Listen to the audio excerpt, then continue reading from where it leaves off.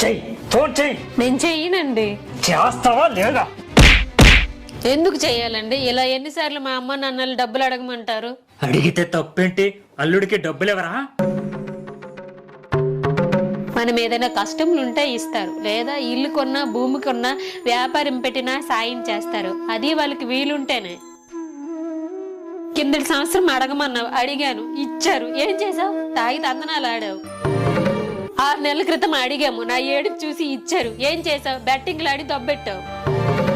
పని పాట చేయక తాగుతూ బెట్టింగ్లు ఆడుతూ ఇంటిని కూడా తాగెట్టెట్టావు.